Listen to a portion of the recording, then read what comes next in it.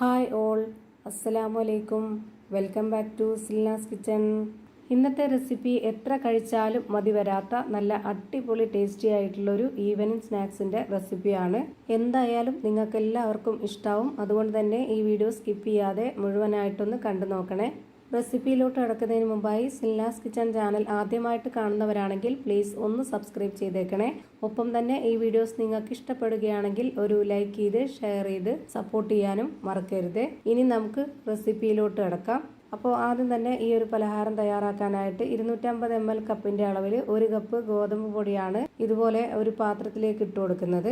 ഇനി അടുത്തതായിട്ട് ഒരു മിക്സിയുടെ ജാർ എടുത്തിട്ടുണ്ട്. ഇതിലേക്ക് ഒരു 1/2 കപ്പ് അളവിൽ സോയാബീനാണ് ഇട്ട് കൊടുത്തിട്ടുള്ളത്. ഇത് നല്ലപോലെ കഴുകിയതിന് ശേഷം വെള്ളമെല്ലാം ഊറ്റി കളഞ്ഞിട്ടാണ് ഞാനിതിലേക്ക് ഇട്ട് കൊടുത്തിട്ടുള്ളത്. ഒട്ടും തന്നെ ഞാനിത് കുതിരാനായിട്ട് വെച്ചിരുന്നില്ല. കുതിർത്ത് വെച്ചിരുന്നാലും കുഴപ്പമൊന്നുമില്ല, കുതിർത്ത് വയ്ക്കാതെ ഇതുപോലെ നന്നായിട്ട് പൊടിച്ചെടുത്താലും കുഴപ്പമൊന്നുമില്ല. ഇനി ഇതിലേക്ക് 1/2 കപ്പ് അളവിൽ ഒരു 1/4 കപ്പിന് തേങ്ങ ചിരകിയതാണ് ഇട്ട് കൊടുത്തിട്ടുള്ളത്.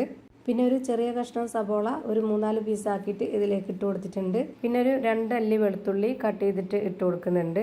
പിന്നെ ഇത് അരച്ചെടുക്കാനായിട്ട് ഒരു 1/2 കപ്പ് അളവിൽ 1 കപ്പ് വെള്ളവും ഒഴിച്ചെടുത്തിട്ട് ഇത് നല്ല പോലെ ഒന്ന് അരച്ചെടുത്തിട്ട് ഈ ഒരു ഗോതമ്പ് പൊടിയിലേക്ക് ഒഴിച്ചു കൊടുക്കുന്നുണ്ട്.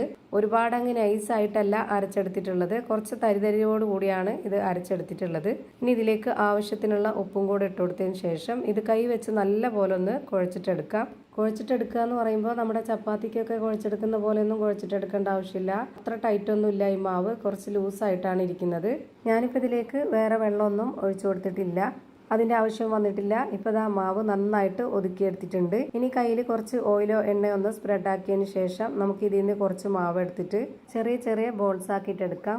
ഞാനിപ്പോൾ ഇതുപോലെ ചെറിയ ചെറിയ ബോൾസ് ആക്കിയിട്ടാണ് എടുക്കുന്നത്. നിങ്ങൾക്ക് എത്ര വലിപ്പത്തിലാണോ ഏത് ഷേപ്പിലാണോ എടുക്കേണ്ടത് അതിനനുസരിച്ചൊക്കെ എടുക്കാവുന്നതാണ്. ഇപ്പോൾ ഇവിടെ ഞാനെല്ലാം ഇതേപോലെ ഒരേ വലിപ്പത്തിൽ റെഡിയാക്കി എടുത്തിട്ടുണ്ട്. ഇനി ഇത് ആവിയിലാണ് വേവിച്ചെടുക്കേണ്ടത്.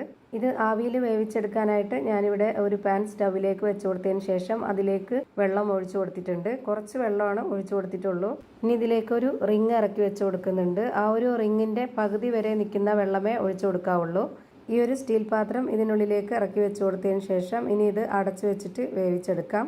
ഇഡലി ചെമ്പിൽ വേവിച്ചെടുക്കണമെന്നുള്ളവർക്ക് അങ്ങനെ ചെയ്യാം, അല്ലാന്നുണ്ടെങ്കിൽ ഇതുപോലെ ചെയ്യാൻ കുഴപ്പമൊന്നുമില്ല, നന്നായിട്ട് വെന്ത് കിട്ടും പെട്ടെന്ന് തന്നെ. ഇനി ഇതൊന്ന് അടച്ചു വെച്ച് കൊടുത്തതിന് ശേഷം ഇതിൻ്റെ ഹോളിൽ ഒരു പേപ്പർ തിരികെ വെച്ച് കൊടുക്കുന്നുണ്ട് എയർ ടൈറ്റ് ചെയ്തിരിക്കാൻ വേണ്ടി. ഒരു 10 മിനിറ്റ് നേരം മീഡിയം ഫ്ലെയിമിലിട്ടിട്ട് ഇത് വേവിച്ചെടുക്കാം. ഇപ്പോൾ കണ്ടില്ലേ, നന്നായിട്ട് വെന്ത് കിട്ടിയിട്ടുണ്ട്. ഇനി ഇതിൻ്റെ ഫ്ലെയിം ഓഫ് ചെയ്തതിന് ശേഷം ഇതൊന്ന് മാറ്റി വെക്കുന്നുണ്ട്. ഇനി ഒരു കാര്യം കൂടി ചെയ്യാനുണ്ട്. അപ്പോൾ അതിന് വേണ്ടിയിട്ട് ഒരു പാത്രത്തിലേക്ക് ഇതുപോലെ 1 ടേബിൾ സ്പൂൺ അളവിൽ കാശ്മീരി മുളക് പൊടിയാണ് ഇട്ട് കൊടുക്കുന്നത്. പിന്നെ ഒരു നുള്ള് ഗരം മസാലപ്പൊടിയും ഒരു നുള്ള് മഞ്ഞൾപ്പൊടിയും. ഇതിലേക്ക് ഈ ഒരു മസാലയ്ക്ക് ആവശ്യത്തിനുള്ള ഒരു നുള്ള് ഉപ്പും കൂടെ ഇട്ട് കൊടുത്തതിന് ശേഷം കുറച്ച് വെള്ളം ഒഴിച്ചു കൊടുത്തിട്ട് ഇത് നന്നായിട്ടൊന്ന് മിക്സ് ചെയ്തിട്ടെടുക്കാം. മുളക് പൊടി ഓരോരുത്തരുടെ എരിവിനനുസരിച്ച് കൂട്ടിയും കുറച്ചൊക്കെ ഇട്ട് കൊടുക്കാവുന്നതാണ്. അതുപോലെ ഞാനിവിടെ ഒരുപാട് എരിവ് വേണ്ടാന്ന് കരുതിയിട്ടാണ് കാശ്മീരി മുളക് പൊടി ഇട്ട് കൊടുത്തിട്ടുള്ളത്. എരിവ് നന്നായിട്ട് വേണമെന്നുള്ളവർക്ക് സാധാ മുളക് പൊടി ഇട്ട് കൊടുക്കാം. ഇനി വേവിച്ചെടുത്തിട്ടുള്ള ആ ഒരു മാവ് മുഴുവനും ഇതിലേക്ക് ഇട്ട് കൊടുത്തതിന് ശേഷം നല്ലപോലെ ഇതൊന്ന് തേച്ച് പിടിപ്പിക്കാം. അപ്പോൾ ഇതിൽ നല്ലപോലെ മസാല തേച്ച് പിടിപ്പിച്ചിട്ടുണ്ട്. ഇനി അടുത്തതായിട്ട് ഒരു പാൻ സ്റ്റൗവിലേക്ക് വെച്ചതിന് ശേഷം അതിലേക്ക് കുറച്ച് എണ്ണ ഒഴിച്ചു കൊടുക്കുന്നുണ്ട്. ചൂടായി വന്ന എണ്ണയിലേക്ക് കുറച്ച് കടുക് ഇട്ട് കൊടുത്തതിന് ശേഷം കടുക് നന്നായിട്ടൊന്ന് പൊട്ടി വന്നതിന് ശേഷം ഇതിലേക്ക് റെഡിയാക്കി വെച്ചിട്ടുള്ള ആ ഒരു ബോൾസ് ഇട്ട് കൊടുക്കാം. ഒരുപാട് നേരിട്ട് വേവിച്ചെടുക്കുകയൊന്നും വേണ്ട, ജസ്റ്റ് ഒന്ന് ഫ്രൈ ചെയ്തെടുത്താൽ മതി. ഇതുപോലെ നന്നായിട്ടൊന്ന് ഇളക്കി കൊടുത്തുകൊണ്ടേ ഇരിക്കുക. അപ്പോൾ എല്ലാ ഭാഗവും ഒരുപോലെ ഫ്രൈ ആയി കിട്ടും. ഇനി ഇതിലേക്ക് ലാസ്റ്റായിട്ട് കുറച്ച് തേങ്ങ ചിരകിയതൊന്ന് കുടഞ്ഞിട്ട് കൊടുത്തതിന് ശേഷം കുറച്ച് കറിവേപ്പിലയും കൂടെ അതിന് മുകളിലേക്ക് ഇട്ട് കൊടുത്തിട്ട് ഒന്നുകൂടി നല്ലപോലെ ഇതൊന്ന് ഇളക്കി കൊടുത്തതിന് ശേഷം നമുക്കിതിൻ്റെ ഫ്ലെയിം ഓഫ് ചെയ്ത് കൊടുക്കാം. അപ്പോൾ ഇതാ നല്ല ടേസ്റ്റി ആയിട്ടുള്ള ഒരു വെറൈറ്റി ആയിട്ടുള്ള ഒരു അടിപൊളി പലഹാരം റെഡിയായി കിട്ടി. തീർച്ചയായിട്ടും നിങ്ങൾക്ക് എല്ലാവർക്കും ഇഷ്ടമാവും. നല്ല ടേസ്റ്റി ആയിട്ടുള്ള ഒരു വിഭവമാണ്.